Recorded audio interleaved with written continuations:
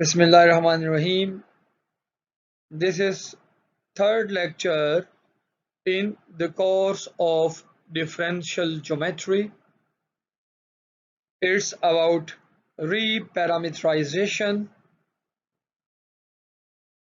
I am Dr. Mubin Munir and the course code is Math 4117. In this lecture, we will discuss about reparameterization and why we need to reparameterize a given curve. We will go through an example. We will learn to reparameterize by an arc length, and in the end we will learn properties and some obstructions of reparameterization.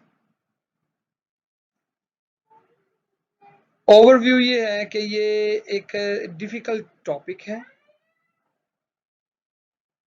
हम ये सीखना चाहते हैं कि given curve हमारे पास parameterisation उसकी available है, लेकिन उसको इस्तेमाल करते हुए कंप्यूटेशंस बहुत डिफिकल्ट हो रही हैं। तो हमें क्या करना होगा, हमें उस पैरामीटराइजेशंस पर एक नई पैरामीटराइजेशन प्रिपेयर करनी होगी कर्व की।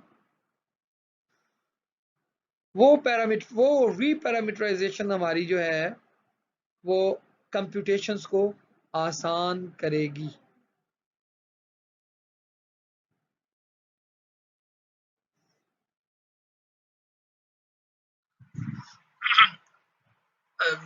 What is a reparameterization and why we need to reparameterize a given curve?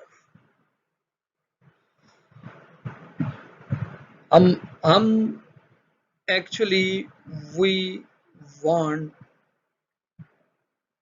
to obtain a frame, a moving frame। आपके सामने ये एक मूविंग फ्रेम है, रेड कलर में टेंजेंट है, ब्लू कलर में नॉर्मल है और ग्रीन कलर में बाय नॉर्मल वेक्टर है एक पॉइंट के ऊपर।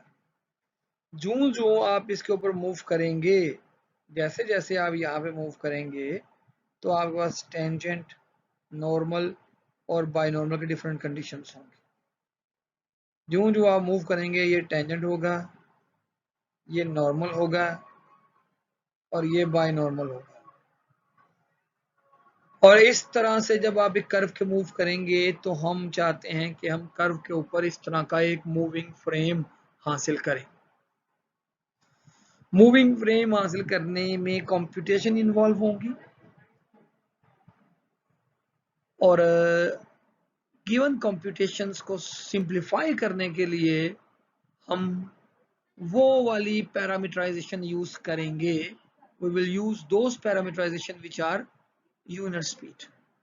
If parameterization are not unit speed, then we need to reparameterize curve, and when we obtain a parameterization which is a unit speed parameterization, then the parameter used is actually arc length. So in a nutshell, we will use arc length function to reparameterize a given parameterization so that our computations become easy and understandable.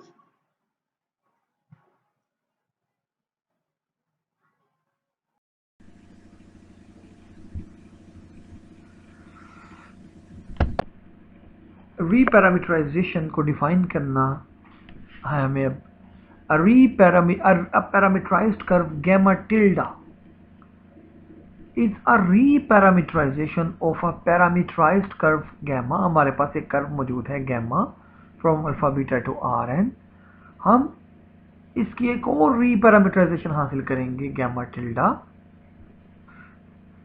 if there is a smooth bijective map phi from alpha tilde beta tilde to alpha beta such that this map phi has an inverse, phi inverse is also smooth, and gamma tilde t is equals to gamma of phi of t tilde for all t tilde belongs to interval alpha tilde beta tilde.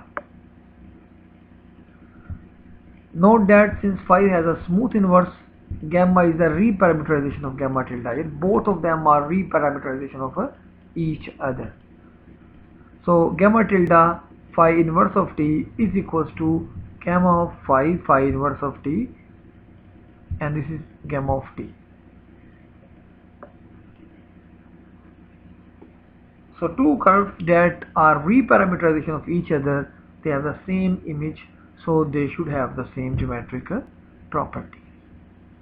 हम reparameterization को मज़ीद explain करने के लिए एक picture इस्तेमाल use करेंगे, but altogether reparameterizing a curve is theoretically it is a difficult task. ये इस स्लाइड को ज़रा ध्यान से अंडरस्टैंड कीजिएगा। ये रीपैरामीटराइजेशन के कॉन्सेप्ट को मैथमेटिकली एक्सप्लेन किया जाएगा। You have a given curve gamma in green color. It's in R3, and you have a parameterization of this curve gamma.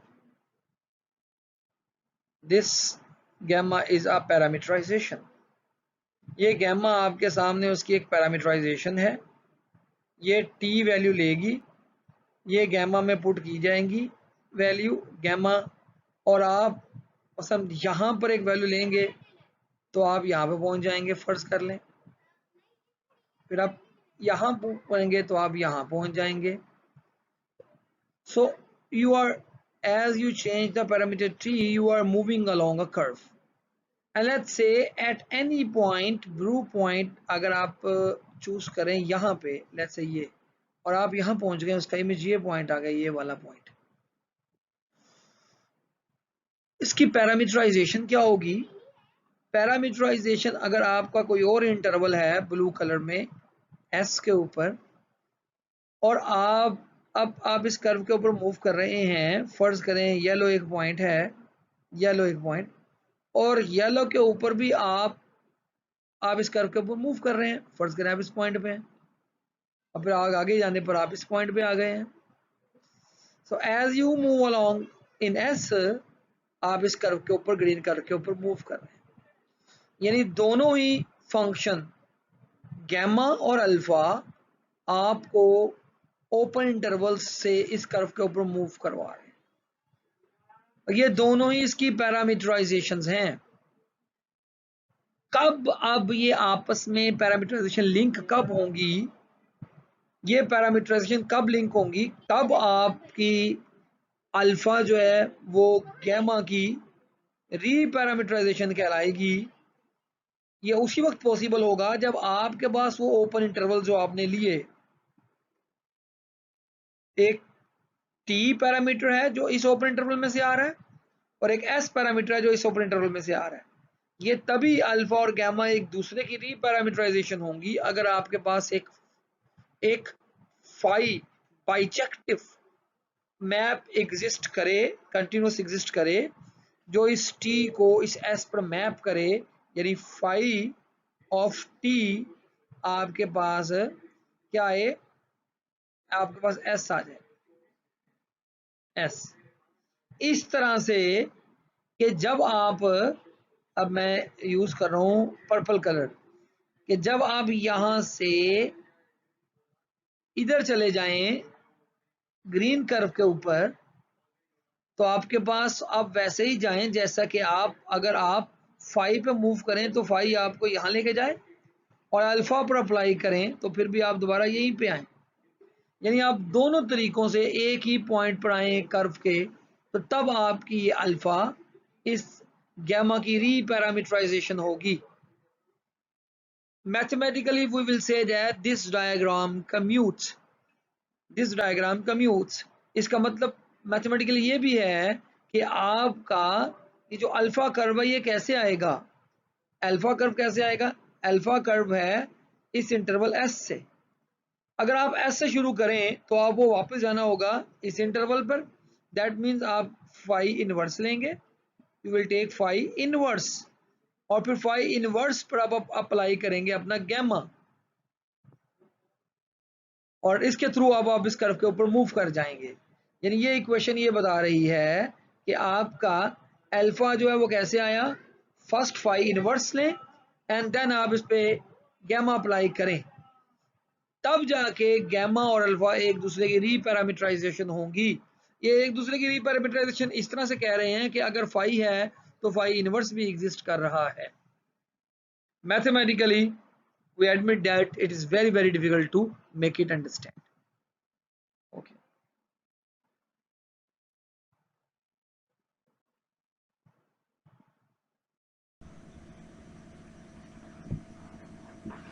For example circle की पैरामीटराइजेशन जो हम पहले भी देख चुके हैं वो है gamma of t is equal to cos t sine t unit circle x square plus y square equal to 1 की ये पैरामीटराइजेशन है। इसकी एक और पैरामीटराइजेशन है गैमा टिल्डा, वो है साइन टी और कॉस टी, ये भी एक सर्कल की पैरामीटराइजेशन है। हमने क्या देखना है कि क्या ये गैमा टिल्डा इस गैमा की रीपैरामीटराइजेशन हो सकती है। इसके लिए हमें क्या करना पड़ेगा, हमें देखना पड़ेगा टी और टी दो जो ये यूज़ हो रहे हैं क्या इनके दरमियान कोई ऐसा फंक्शन एग्जिस्ट करता है। यानी पहले गैमा ऑफ टी में जहाँ डोमेन है हमारे पास और एक गैमा ऑफ टी की जो गैमा टिल्डा ऑफ टी की जो डोमेन है, उन दोनों को रिलेट करने के लिए हमारे पास कोई ऐसा है लिंक, कोई ऐसा फंक्शन है। तो it can easily be seen that कि अगर हम फाई ऑफ टी को लें pi by two minus t ले लें तो ये phi of t equal to pi by two minus t, ये बाइजेक्टिव मैप है, लीनियर मैप है, टी की पावर 1 आ रही है और पोलिनोमियल है, कंटिन्यूस है, स्मूथ है, इसका इन्वर्स भी स्मूथ होगा। और अगर मैं इसके अंदर यानी साइन टी के अंदर या कॉस टी के अंदर मैं फाई ऑफ टी को रिप्लेस करूँ, cos phi of t sine phi of t, तो फाई ऑफ टी की जगह pi by two minus t लगाऊँ तो कॉस साइन में कन्वर्ट हो जाता है और साइन कॉस में कन्वर्ट हो जाता है। यानी यूजिंग दिस फंक्शन मेरी ये गैमा टिल्डा यानी गैमा ऑफ टी में टी की जगह पुट कर दूँ ये फाई, तो मैं गैमा टिल्डा को हासिल कर लूँगा। यानी गैमा टिल्डा मेरी इस गैमा की रीपैरामीटराइजेशन है। नाउ रेगुलर कर्व क्या है। एक कर्व का एक पॉइंट सिंगुलर पॉइंट होगा कर्व का अगर उसका डेरिवेटिव एट दैट पॉइंट क्या हो जाए, 0, then that point is called singular point of the curve. Other points are called regular points. तो एक्चुअली क्या है, एक्चुअली पैरामीटराइजेशन जो है वो तय कर रही होती है कि आपने मूव करना है किसी कर्व पर कैसे, और डेरिवेटिव आपकी डायरेक्शन को तय कर रहा होता है कि अब आप नेक्स्ट किस तरफ को मूव करेंगे। लेकिन जो ही आपका टेंजेंट वेक्टर वैनिश हो जाएगा, 0 हो जाएगा, तो उस खास पॉइंट पर आपको पता ही नहीं चलेगा कि आपने फर्दर कैसे मूव करना है। सो अगर कोई भी पॉइंट ऐसा नहीं होगा तो फिर वो कर्व रेगुलर कर्व कहलाएगा। फॉर एग्जांपल देखें, अल्फा ऑफ टी आपके सामने टी क्यूब टी स्क्वायर लिया गया है। जब आपने इसका ग्राफ प्लॉट किया, टी फ्रॉम आर से हमने ग्राफ प्लॉट किया, तो ये ग्राफ आपके सामने नज़र आ रहा है। लेकिन जब टी 0 देखा गया तो टी 0 के ऊपर आप ये देख रहे हैं कि इसके अंदर इसका डेरिवेटिव यहाँ पे 0 है, तो इसका डेरिवेटिव ले तो आएगा 3t स्क्वायर 2t, और 0 पुट करें तो 3t स्क्वायर भी 0 है और 2t भी 0 हो जाता है। दैट मीन इस पॉइंट के ऊपर आपका अल्फा यानी डेरिवेटिव 0 है। अब parametrized differential curve alpha is regular अगर ऐसा कोई पॉइंट वहाँ पे एग्जिस्ट ना करे। यानी कहने का मतलब है कि अगर कोई ज्योमेट्रिकल इंक्लाइंड बंग है यानी च्यूटी है, तो उसको इसके ऊपर मूव करने के लिए किसी भी डायरेक्शन में पॉइंट पर कहीं भी आगे जाने की प्रॉब्लम नहीं होगी regular curve. In other sense, a regular curve, a point gamma of parameterized curve is called regular if derivative is known 0. Otherwise, gamma is called singular point of gamma. A curve is regular if all of its points are regular. Before we show the relation between regularity and unit speed parameterization, we know two simple properties. First simple property,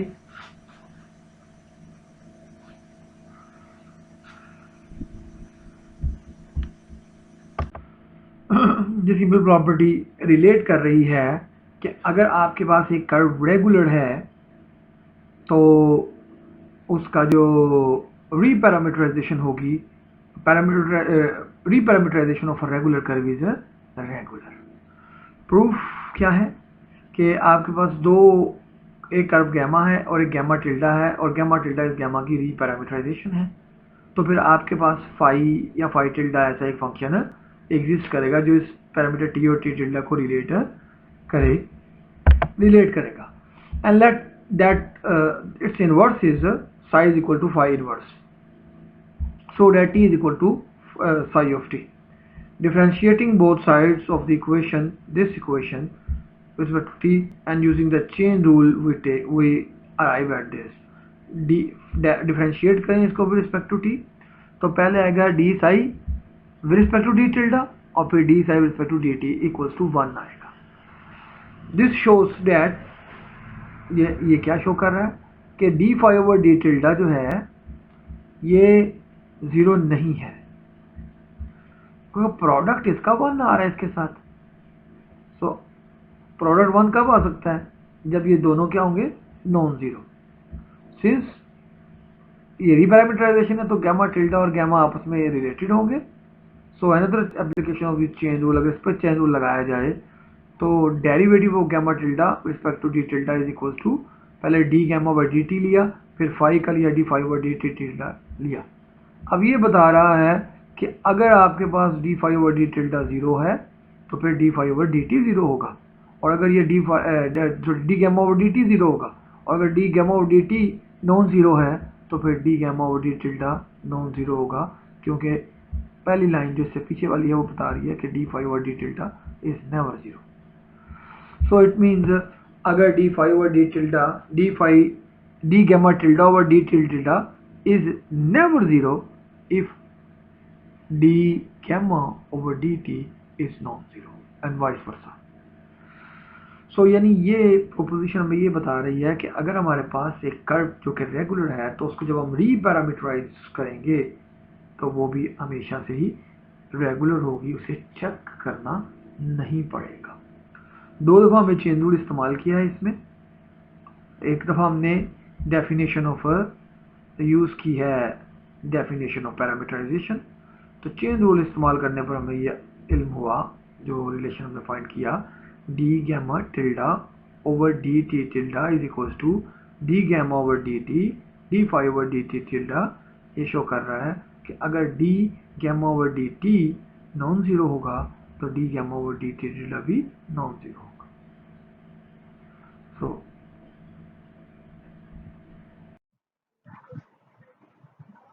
So it is not easy to reparameterize a given curve, as we will see that it involves integration and some definite integration, and some integrals are of such nature that they cannot be computed in terms of the basic functions.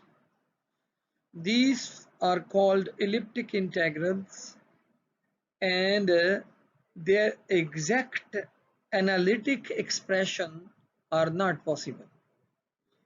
And what we have to do, we have to use numerical integration to get approximate value. हम इस process के अंदर integration को use करेंगे जब हम arc length function compute करेंगे, लेकिन जब हम इंटीग्रेशन करेंगे तो देखेंगे कि इसमें कुछ ऐसे इंटीग्रल्स इन्वॉल्व होंगे जिनको आसानी से सॉल्व नहीं किया जा सकता। उनके अंदर कॉम्प्लेक्स इंटीग्रल्स इस्तेमाल होंगे और वो इंटीग्रल इलिप्टिक इंटीग्रल्स कहलाएंगे। इसके हम एक एग्जांपल भी देखते हैं सामने मजीद।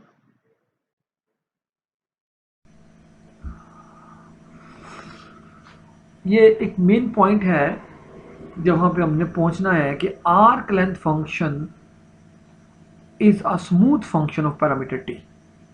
इसका प्रूफ मैं नहीं कर रहा, आर्क लेंथ फंक्शन जो आएगा वो पैरामीटर टी का स्मूथ फंक्शन होगा, यानी आप अप टू एनी ऑर्डर इसके आप डेरिवेटिव फाइंड कर सकते हैं। अच्छा, अब हमने रीपैरामीटराइज करना कैसे है, मेन प्रॉब्लम क्या है। For example take the case of logarithmic spiral gamma of t is equal to e t cos t t sine t. Then अगर आप इसका डेरिवेटिव लें टी और मैग्नीट्यूड का स्क्वायर ले लें तो ये 2et 2tt आएगा, 2t आ जाएगा। और आर्क लेंथ फंक्शन से s फाइंड करें तो ये आएगा स्क्वायर रूट 2et माइनस 1 जो हमने पहले भी कंप्यूट किया। अगर हम इस स्टेप का लॉगरिथम ले लें स्क्वायर रूट 2 को s से डिवाइड करने के बाद, तो फिर हमारे पास आएगा s over square root 2 logarithm s over square root 2 is equal to logarithm et minus 1, या फिर प्लस 1 उधर कर लें और फिर लॉगरिथम ले लें तो फिर हमारे पास आएगा, और फिर लॉगरिथम लेंगे तो t और लॉगरिथम और ये कैंसिल हो जाएंगे और t हमारे पास आ जाएगा log s over under 2 plus 1। इस t को रिप्लेस कर दें हम गैमा ऑफ t के अंदर तो हमारे पास t खत्म हो जाएगा और उसकी जगह रीपैरामीटराइज हो जाएगा ये कर्व गैमा, लेकिन अब इसमें पैरामीटर t की बजाय आर्क लेंथ s पैरामीटर आ जाएगा। ठीक है, अब हम बेसिकली यही प्रोसेस अडॉप्ट करेंगे ताकि हम अपने पैरामीटर t को रिप्लेस कर सकें आर्क लेंथ पैरामीटर s से। हम ये क्यों करना चाहते हैं? अच्छा, लेकिन लास्ट एग्जांपल में देखा आपने कि ये आसान था कि t को आप s से रिप्लेस कर सकते थे। ये एग्जाम्पल कुछ ऑब्स्ट्रक्शंस बताती है, कुछ रुकावट बताती है कि हर केस में आपके लिए ये इजीली पॉसिबल नहीं होगा। फॉर एग्जाम्पल ये हम ले रहे हैं ट्विस्टेड क्यूबिक, ये एक स्पेस कर्व है R से R3 में gamma of t is equal to t square t cube, t है माइनस इन्फिनिटी से इन्फिनिटी, और आप इस कर्व के ऊपर मूव कर रहे हैं। ये ट्विस्टेड क्यूबिक की शेप है। जब आप इसका डेरिवेटिव लेंगे तो आएगा t का 1, 2t और 3t स्क्वायर आ जाएगा। जब आप इसकी मैग्नीट्यूड लेंगे सो मैग्नीट्यूड क्या आएगी 1 plus 4t square plus 9t4 square with. And obviously this is never zero, क्योंकि स्क्वायर रूट के अंदर बाकी जो फैक्टर t स्क्वायर और t4 आ रहे हैं दे आर ऑलवेज पॉजिटिव। सो जवाब कभी भी यही हमेशा जवाब 1 से ग्रेटर आएगा। सो दिस इज, क्योंकि ये जीरो नहीं आ सकता, so this gamma is a regular curve. The arc length function starting from gamma of 0 equal to 0 is given as s is equal to from 0 to infinity 0 to t, और ये आपने gamma dot t square की magnitude put कर दी इसमें यहाँ। So this integral, ये जो integral है ना, it is a difficult integral and it cannot be evaluated in terms of familiar functions, कि हमारे पास कोई ऐसा आसान मेथड नहीं है कि इसको हम लॉगरिथम, एक्सपोनेंशियल, ट्रिग्नोमेट्रिक फंक्शन में एक्सप्रेस कर सकें। यानी ये एक ऐसा फंक्शन है, इंटेग्रेशन है ये ऐसी, जिसको हम समटाइम इलिप्टिक इंटेग्रल्स के नाम से जानते हैं, और इन इलिप्टिक इंटेग्रल्स को आसानी से इंटीग्रेट नहीं किया जा सकता। इसके लिए हमें अप्रोक्सीमेट इंटीग्रेशन या इंटेग्रल न्यूमेरिकल इंटीग्रेशन का सहारा लेना पड़ता है। It is important remark, mainly एक इम्पोर्टेंट रिमार्क है कि अगर आपके पास एक ही parabola y equal to x square है तो उसकी ये दो पैरामीटराइजेशन दी गई हैं, gamma of t is equal to t square, gamma of t is equal to t cube t6। both parameterizations are parameterizations of this parabola y equal to x square, but gamma of t is equals to t square is regular। क्या अगर आप इसका derivative लें तो आएगा 1 2t, और एक x component 1 है जो कि कभी भी जीरो नहीं हो सकता, तो ये शो कर रहा है कि ये रेगुलर पैरामीटराइजेशन है। जबकि gamma of t is equal to 3t square, derivative इसका आएगा 3t स्क्वायर 65, जो कि जीरो के ऊपर 0 0 वैल्यू देगा, जो ये शो कर रहा है कि ये पैरामीटराइजेशन इसी पैराबोला की है और ये रेगुलर नहीं है। तो पीछे वाले रिजल्ट से ये पता लगा कि ये दोनों एक दूसरे की रीपैरामीटराइजेशन नहीं हो सकती, और इससे ये भी पता लगा कि एक ही कर्व ऐसा है जिसकी एक रेगुलर पैरामीटराइजेशन भी है और एक नॉन रेगुलर पैरामीटराइजेशन। हमें चाहिए रेगुलर पैरामीटराइजेशन, इसी से हम कर्व का एनालिसिस शुरू कर सकते हैं।